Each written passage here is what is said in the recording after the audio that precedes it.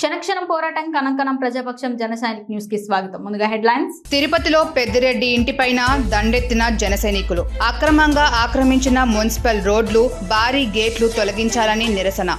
పలుమార్లు ఫిర్యాదు చేసినా స్పందించలేదని అధికారులపై ఆగ్రహం. తామే ధ్వంసం చేస్తామని భీష్మించుకొని కూర్చున్న జనసైనికులు.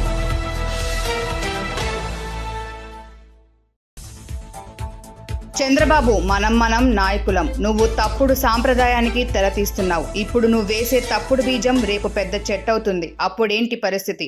ఎవడు పడితే వాడు రెడ్ బుక్ పట్టుకొని బెదిరింపులకు పాల్పడుతున్నాడు. ఇది సలహా కాదు, హెచ్చరిక అని ఘాటు వ్యాఖ్యలు చేసిన వైఎస్ జగన్మోహన్ రెడ్డి.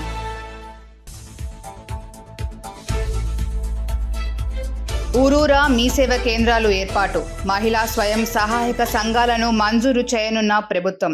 ఆపరేటర్లుగా ఇంటర్ చదివిన సభ్యురాళ్లే ఎంపిక చేసేలా మార్గనిర్దేశాలు. ఒక్కో కేంద్రానికి 2.50 లక్షల రూపాయలు రుణం కూడా మంజూరు చేయనున్న ప్రభుత్వం. శాసన మండలిలో కొడదామనుకున్న జగన్ కళ కలలు అవుతోంది. పలువురు ఎమ్మెల్సీలు టీడీపీ తీర్థానికి రెడీ. నిర్వేదంలో అసహనం వ్యక్తం చేసిన జగన్ అనర్హత వేట పడకుండా వైసీపీ ఎమ్మెల్సీ శాసన మండలి పక్షాన్ని తెలుగుదేశంలో విలీనం చేసేశారు. ఇక డీటెయిల్స్ చూస్తే, మాజీ మంత్రి పెద్దిరెడ్డి రామచంద్రారెడ్డి ఇంటిని ముట్టడించిన జన సైనికులు. పెద్దిరెడ్డి ఇంటి ముందు అక్రమంగా మున్సిపాలిటీ నిధులతో వేసిన రోడ్లు కూల్చివేయాలని వారు పెద్దిరెడ్డి ఇంటి మీదకు దూసుకెళ్లారు. దీంతో పెద్దిరెడ్డి ఇంట్లో ఉండిపోయినట్లు తెలుస్తోంది. తీవ్ర ఉద్రిక్తతలకు దారితీసిన ఈ సంఘటనతో పెద్దిరెడ్డి ఉక్కిరిబిక్కిరైనట్లు చెబుతున్నారు. మాజీ మంత్రి పెద్దిరెడ్డి రామచంద్రారెడ్డి తన రాజకీయ జీవితంలో ఎన్నడూ ఎదుర్కోని విపత్కర పరిస్థితులను ఎదుర్కొంటున్నారు. అసెంబ్లీ ఎన్నికల ఫలితాలు వచ్చి నేటికి సరిగ్గా నెల రోజులవుతోంది. అయితే ఈ నెల రోజులే పెద్దిరెడ్డి ఫ్యామిలీకి రోజుకొక యుగంలా గడుస్తున్నాయి. సొంత నియోజకవర్గంలోకి రాకూడదంటూ టీడీపీ శ్రేణులు కదం తొక్కుతున్నారు. ఎంపీ మిథున్ రెడ్డిని సైతం పుంగనూరులోకి రానియకుండా అడ్డుకుంటున్నారు. పోలీసులు సైతం శాంతి భద్రతలు సమస్య దృష్ట్యా వారిని పుంగనూరులోకి పంపడం లేదు. ఇటీవల పుంగనూరు మున్సిపాలిటీలోని వైకాపా చైర్మన్ తో పాటు పలువురు కౌన్సిలర్లు టీడీపీ తీర్థం పుచ్చుకొని పెద్దిరెడ్డికి భారీ షాక్ ఇచ్చారు. ఇదిలా ఉంటే ఇటీవల నేపాల్లో పట్టుబడిన ఎర్రచందనం స్కామ్ వెనుక ఎంపీ మిథున్ రెడ్డి హస్తం ఉందని సాక్షాత్తు డిప్యూటీ సీఎం పవన్ కళ్యాణ్ చేసిన వ్యాఖ్యలు తీవ్ర దుమారం రేపాయి. ఆత్మరక్షణలో పడిపోయిన పెద్దిరెడ్డి మిథున్ రెడ్డి సైతం మీడియా ముందుకు వచ్చి తన ప్రమేయం ఉన్నట్లు రుజువు చేయాలని పవన్ కళ్యాణ్ కు సవాల్ విసిరిన విషయం తెలిసిందే. ఈ నేపథ్యంలో తిరుపతిలోని మాజీ మంత్రి పెద్దిరెడ్డి రామచంద్రారెడ్డి ఇంటిని జనసేన నాయకులు గురువారం పెద్ద సంఖ్యలో వెళ్లి ముట్టడించారు. దీంతో ఉద్రిక్త పరిస్థితి నెలకొంది. పెద్దిరెడ్డి ఇంటికి మున్సిపాలిటీ నిధులతో రోడ్డు వేశారని ఆరోపిస్తూ జనసేన నాయకులు నిరసనకు దిగారు. దీంతో పోలీసులు పెద్దిరెడ్డి ఇంటి వైపు వెళ్లకుండా జనసేన నేతలను అడ్డుకున్నారు. మున్సిపాలిటీ అధికారులు 2 రోజుల్లో చర్యలు తీసుకుంటామని హామీ ఇవ్వడంతో ధర్నా విరమించుకున్నారు. అయితే ఎన్ని మార్లు అధికారులను విన్నవించినా చర్యలు తీసుకోవటం లేదని, 2 రోజుల అనంతరం చర్యలు తీసుకునే పక్షంలో తామే ప్రత్యక్షంగా వెళ్లి అక్రమ రోడ్లను కూల్చివేస్తామని జనసేన నేత కిరణ్ రాయల్ స్పష్టం చేశారు.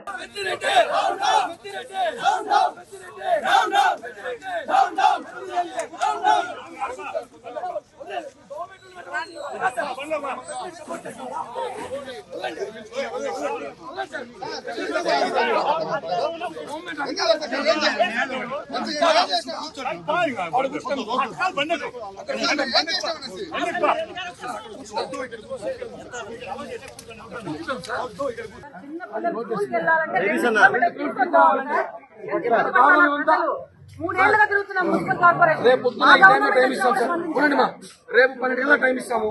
రేపు 12 లోపల మీరు సెటిల్ చేయకపోతే సేమ్ రిపీట్ అవుతుంది. కమిషన్ మాట్లాడతారో మాట్లాడుకోండి. రూలింగ్ పార్టీ వాళ్ళు మీరు మా మాట ప్రభుత్వం కోసం పోరాడతాం. మనం పోలీసులు ఎట్టాడు, మీరు ఎట్టా ఉన్నారా? వాళ్ళు సపోర్ట్ చేయట్లా, మీరు సపోర్ట్ చేయకపోతే ఎట్టిందా?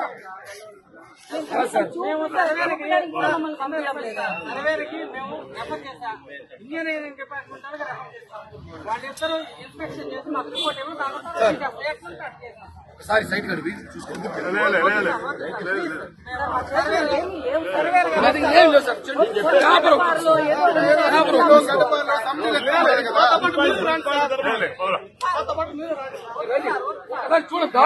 మీడియా చూపిస్తా సార్. మీడియా చూసారు, చూడలేదు సార్. చాలా దారుణం సార్. మున్సిపాలిటీ తరఫున వచ్చారు, వాళ్ళు చెప్తున్నారు కదా. రేపు టైం తీసుకుంటారా? చెప్పండి మీరు ఇంకా టైం అడగండి. సార్ దాని మీద మేడం గారు 2 days టైం చూస్తారండి. దాని మీద ఎలా ఉంటే అలా చంద్రబాబు నాయుడు, మనం నాయకులం, నువ్వు తప్పుడు సంప్రదాయానికి రాజకీయాల్లోకి నాంది పలుకుతున్నావు. ఈ రోజు నువ్వేసే తప్పుడు బీజం రేపు పెద్ద చెట్టు అవుతుంది. అప్పుడేంటి పరిస్థితి? పిన్నెల్లి రామకృష్ణారెడ్డిపై మర్డర్ అటెంప్ట్ కేసు ఎలా పెడతారు? ఎవడు పడితే వాడు రెడ్ బుక్ పట్టుకుని బెదిరింపులకు పాల్పడుతున్నారని మాజీ ముఖ్యమంత్రి జగన్మోహన్ రెడ్డి ఆగ్రహం వ్యక్తం చేశారు. ఈవీఎంలు ధ్వంసం చేసిన కేసులో వైకాపా కాంగ్రెస్ నేత పిన్నెల్లి రామకృష్ణారెడ్డిని జగన్ జైల్లో కలిశారు. ఆ తర్వాత మీడియాతో ఆయన మాట్లాడారు. పోలింగ్ బూత్ లో రిగ్గింగ్ జరుగుతుంటే అది తప్పు అని చెప్పేందుకు పిన్నెల్లి ఈవీఎంలు ధ్వంసం చేశాడు. ఇక తప్పు జరుగుతుందని నోటితో చెప్తే ఎవరు వింటారు? అందుకే ధ్వంసం చేయాల్సి వచ్చింది. ఈ కేసులో బెయిల్ వస్తే 10 రోజుల తర్వాత మర్డర్ అటెంప్ట్ జరిగి ఉంటే వారం రోజుల్లో సిట్ నివేదిక ఎందుకు ఇవ్వలేదు? ఎవడు పడితే వాడు రెడ్ బుక్ పట్టుకొని బెదిరింపులకు పాల్పడుతున్నారు. పిన్నెల్లి 4 సార్లు ఊరికే ఎమ్మెల్యే అయ్యారా? పిన్నెల్లి మంచివాడు కాకపోతే 4 సార్లు ఎలా గెలుస్తారు? ఇప్పటి వరకు చంద్రబాబుని ఇలాంటి చర్యలకు పాల్పడవద్దని రిక్వెస్ట్ చేశాం. ఇక నేను హెచ్చరిస్తున్నా, ఇలాగే కొనసాగితే ఊరుకునేది లేదు. రాజకీయాల రోజులు ఎప్పటికీ ఒకేలా ఉండవు. అది చంద్రబాబు గుర్తుపెట్టుకోవాలి. ఈ రోజు ఆయనది అధికారం. ఇచ్చిన హామీలు నెరవేర్చే పనిలో ఉంటే బాగుంటుంది. హామీలు నెరవేర్చి ఎన్నికల్లో ఓట్లు అడిగితే ప్రజల గుండెల్లో నిలిచిపోతాం. అంతేకాని ఇలాంటి పనులు చేస్తే ప్రజలు ఖచ్చితంగా బుద్ధి చెప్తారు అని జగన్ అన్నారు. ఈరోజు పిన్నెల్లి రామకృష్ణారెడ్డి మీద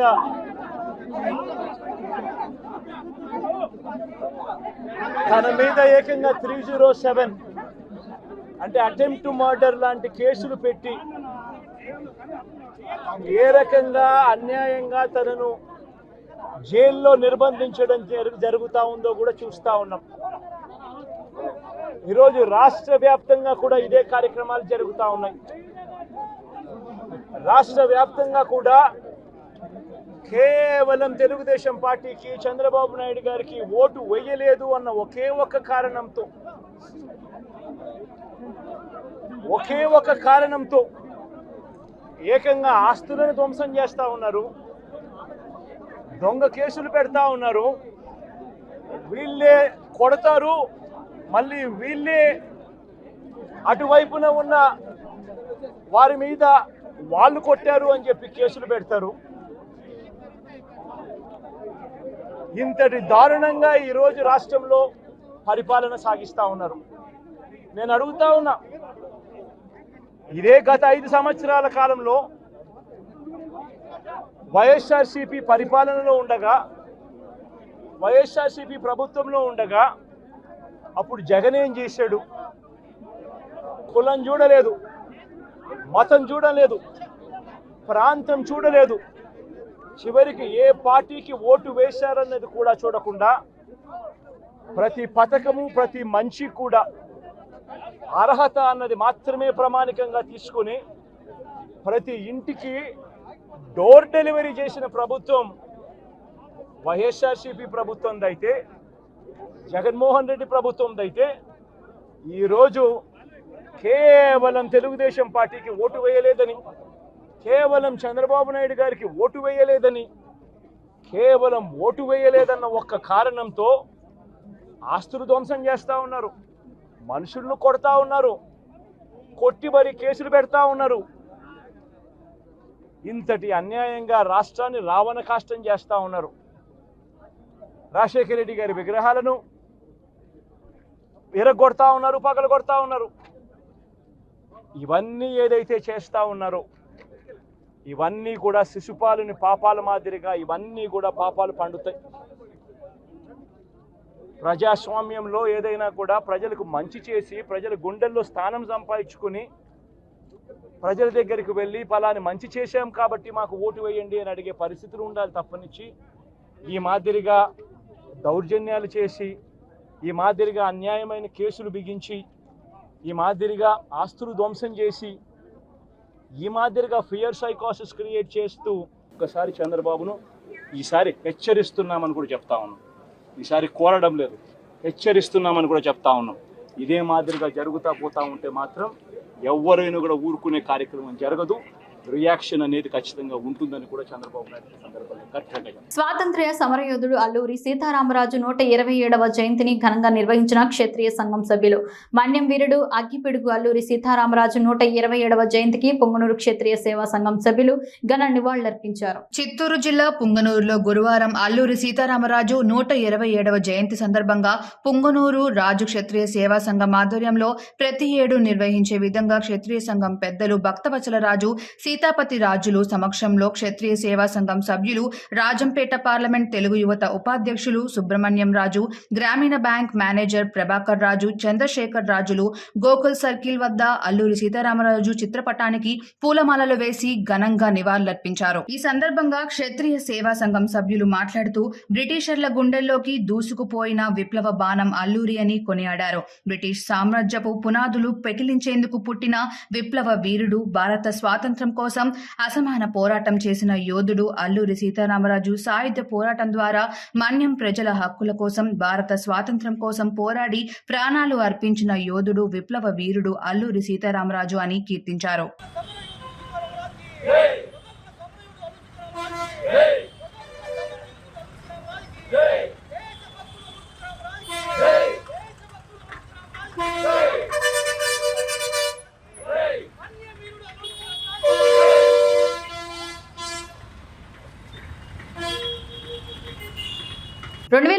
మార్చి 10 వరకు నమ్మకమైన కాంగ్రెస్ నాయకుడిగా ఉన్న మహమ్మద్ షాజహాన్ బాషా చివరకు టీడీపీకి విధేయుడిగా మారారు. ఇది ఇటీవల ఎన్నికల్లో మదనపల్లి నుండి విజయం సాధించడంతో అతని గ్రాఫ్ అమాంతం పెరిగిపోయింది. అప్పటి వరకు టీడీపీ బడా నేతలుగా చలామణి అయిన వారు నేడు అంతరార్థం అయిపోయారు. 2009లో కాంగ్రెస్ టికెట్ పై గెలిచిన ఆయనకు ఇది రెండో విజయం. 2 దశాబ్దాల క్రితం ప్రారంభమైన షాజహాన్ రాజకీయ జీవితం ఉత్తన్న పతనాలుగా సాగింది. మేడం 2004 ఎన్నికల్లో కాంగ్రెస్ హైకమాండ్ ను నిర్వహించి టికెట్ పొందినప్పటికీ రేసులో ఉండాల్సిన పరిస్థితి ఆయనది. బి ఫారం పై సంతకం లేకపోవడంతో ఆయన నామినేషన్ ను తిరస్కరించారు. 2009లో మళ్లీ కాంగ్రెస్ అభ్యర్థిగా గెలుపొందారు. 2014లో రాష్ట్ర విభజన తర్వాత మదనపల్లె నుంచి ఎమ్మెల్యేగా కాంగ్రెస్ పార్టీ నుంచి పోటీ చేసి 7,000 పైచులకు ఓట్లు సాధించారు. 2019లో రాజంపేట కాంగ్రెస్ నుంచి ఎంపీ అభ్యర్థిగా పోటీ చేసిన షాజహాన్ డిపాజిట్లు కోల్పోయారు. 2014 తర్వాత కర్ణాటకలో కాంగ్రెస్ పార్టీ ఇన్ఛార్జిగా నియమితులై ఏఐసిసిలో కూడా పనిచేశారు. 2014లో రాష్ట్ర విభజన తర్వాత పార్టీ అభ్యర్థిగా ఓడిపోయినప్పటికీ 2019లో తన సొంత సోదరుడు వైకాపా అభ్యర్థి నవాజ్ బాషా కోసం మదనపల్లె పోటీ దిగకుండా రాజంపేట ఎంపీ స్థానం నుంచి పోటీ చేశారు. నారా లోకేష్ యువగరం పాదయాత్రలో 2023 మార్చిలో పాల్గొన్న ఆయన చివరకు టీడీపీలో చేరే వరకు అదే పార్టీలో కొనసాగారు. పార్టీ విశ్వాసం సాధించడంతో ఈ ఏడాది అధిష్టానం ఆయనకు టికెట్ ఇచ్చింది. అయితే ఆయన కేవలం 5,509 ఓట్ల మెజారిటీతో మాత్రమే గెలుపొందారు. ఆయన తన తండ్రి రవాణా వ్యాపారాన్ని కొనసాగిస్తున్నారు. ఇప్పుడు దాదాపు 50 బస్సులను నడుపుతున్నారు. షాజహాన్ నియోజకవర్గంలోని వర్క్ భూములను పరిరక్షించడంతో పాటు ముస్లింల సంక్షేమానికి కృషి చేస్తున్నారు. ఎమ్మెల్యేగా గెలుపొందిన వెంటనే మరోమారు వర్క్ భూముల్లో అభివృద్ధి పనులు వేగవంతానికి ప్రణాళికలు రూపొందించారు. ఒకవైపు పరిపాలనలో తనదైన మార్క్ చూపిస్తూనే మరోవైపు నియోజకవర్గంలో తిరుగులేని నేతగా ఎదుగుతున్న షాజహాన్ బాషాకు ఆల్ ది బెస్ట్ చెబుదాము అంటున్న మదనపల్లి అభివృద్ధి కాముకులు. శాసన మండలిలో తమకున్న బలంతో కూటమి సర్కార్ను ఇరుకున పెట్టాలని భావించిన జగన్ రెడ్డి కలలు కానున్నాయా? వైసీపీ ఎమ్మెల్సీలు ఆ పార్టీకి గుడ్ బై చెప్పేందుకు నిర్ణయించుకున్నారా అంటే అవుననే అంటున్నాయి వైసీపీ వర్గాలు. బెంగళూరు నుంచి తాడేపల్లికి వచ్చిన జగన్ క్యాంపు కార్యాలయంలో వైసీపీ నాయకులతో సమావేశం నిర్వహించారు. ఈ సందర్భంగా ఎమ్మెల్సీల ప్రస్తావన వచ్చింది. పార్టీ నుంచి వెళ్లిపోవాలనుకునే వెళ్లిపోతారు. అలాంటి వారిని ఎంతకాలం ఆపగలం? అది వారిష్టం. విలువలు, నైతికత అనేవి ఉండాలి. వెళ్లేవారు వెళ్లనివ్వండి. నిలబడాలనుకునే వారు నాతో ఉంటారంటూ జగన్ అభిప్రాయపడినట్లుగా తెలిపారు. పార్టీ పెట్టినప్పుడు అమ్మ నేను ఇద్దరమే ఉన్నాం. అయినా ఇంత దూరం వచ్చేశాం. ఇబ్బంది ఏమీ లేదు. మళ్లీ మొదటి నుంచి ప్రారంభిద్దామని జగన్ ఆవేదనతో మాట్లాడినట్లుగా సమాచారం. అయితే ఎమ్మెల్సీలు ఎవరెవరు వైసీపీని వీడుతారు అనేది ఇప్పుడు చర్చనీయాంశంగా మారింది. కౌన్సిల్లో తమకున్న సంఖ్యాబలంతో రచ్చ చేద్దామనుకున్న జగన్మోహన్ రెడ్డి ప్రయత్నాలకు ఆ పార్టీ నేతలే చెక్ పెడుతున్నారు. పైగా ఇప్పుడున్న సమయంలో అమరావతి ల్యాండ్ టైటిలింగ్ యాక్ట్ రద్దు వంటి కీలక బిల్లులను తీసుకురానుంది కూటమి సర్కార్. వీటిని శాసన మండలిలో వైసీపీ అడ్డు తగలడం ఖాయమే. ఇలాంటి బిల్లులను వ్యతిరేకిస్తే ప్రజల్లో మరింత వ్యతిరేకత వస్తుందని భావించి వైసీపీ ఎమ్మెల్యేలు టీడీపీలో చేరే అవకాశం ఉందన్న టాక్ వినిపిస్తుంది. అయితే ఎంతమంది వైసీపీ ఎమ్మెల్యేలు టీడీపీ తీర్థం పుచ్చుకుంటారో, అనర్హత వేటు పడకుండా తెలివిగా మండలిలో వైసీపీ పక్షాన్ని టీడీపీలో విలీనం చేస్తారా అనే చర్చ కూడా జరుగుతోంది. ఊరూరా మీ సేవా కేంద్రాల ఏర్పాటు, మహిళా స్వయం సహాయక సంఘాలకు మంజూరు చేయనున్న ప్రభుత్వం. ఆపరేటర్లుగా ఇంటర్ చదివిన సభ్యురాళ్లే ఎంపిక చేసేలా మార్గనిర్దేశాలు. ఒక్కో కేంద్రానికి 2.50 లక్షల రూపాయల రుణం కూడా మంజూరు చేయనున్న ప్రభుత్వం. ఆన్లైన్ ద్వారా ప్రభుత్వ, ప్రైవేటుకు చెందిన వందలాది సేవలు అందిస్తున్న మీ సేవే కేంద్రాలను ఊరూరా ఏర్పాటు చేయాలని రాష్ట్ర ప్రభుత్వం నిర్ణయించింది. మహిళా శక్తి పథకం కింద రాష్ట్రంలోని స్వయం సహాయక సంఘాల మహిళలను వీటిని మంజూరు చేయనుంది. కేంద్రాలు ఏర్పాటుకు ముందుకొచ్చే సంఘాలను ఎంపిక చేయాలని అన్ని జిల్లాల కలెక్టర్లను తాజాగా ఆదేశించింది. ఆగస్టు 15 నాటికి వీటిని ప్రారంభించాలని ప్రభుత్వం యోచిస్తోంది. ప్రస్తుతం రాష్ట్ర వ్యాప్తంగా 4,525 మీ సేవా కేంద్రాలున్నాయి.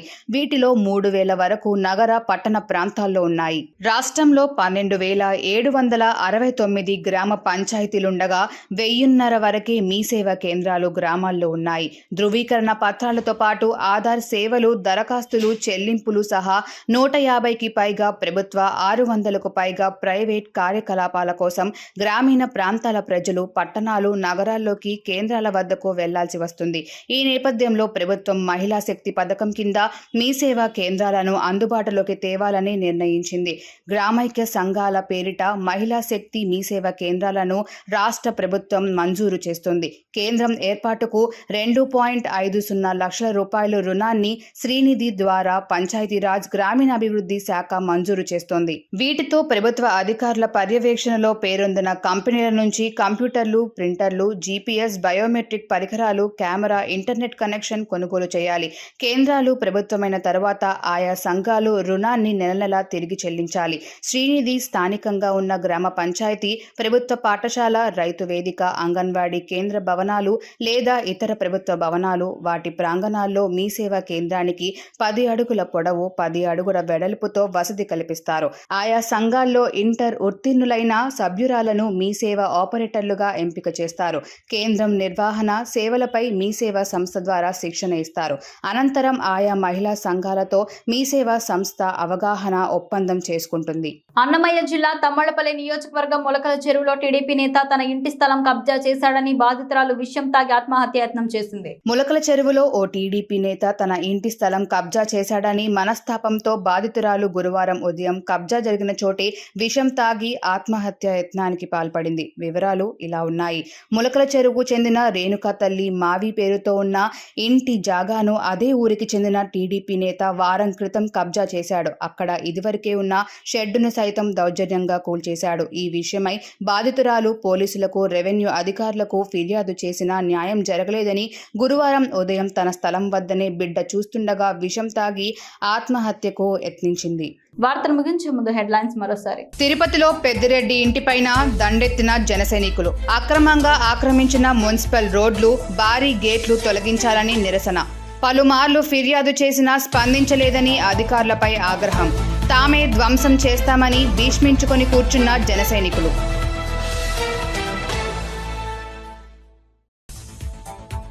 చంద్రబాబు, మనం నాయకులం. నువ్వు తప్పుడు సాంప్రదాయానికి తెరతీస్తున్నావు. ఇప్పుడు నువ్వు వేసే తప్పుడు బీజం రేపు పెద్ద చెట్టవుతుంది. అప్పుడేంటి పరిస్థితి?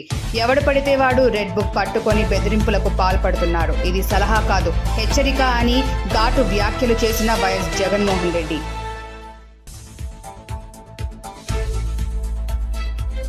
ఊరూరా మీ సేవ కేంద్రాలు ఏర్పాటు. మహిళా స్వయం సహాయక సంఘాలను మంజూరు చేయనున్న ప్రభుత్వం.